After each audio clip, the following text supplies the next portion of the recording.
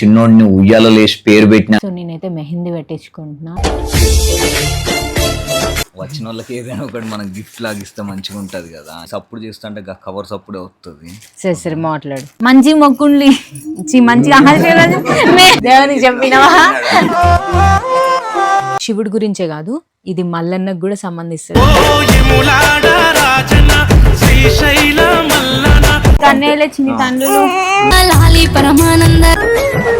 మా మమ్మీ. 1 2 3 మంచిగా వచ్చిన పేరు.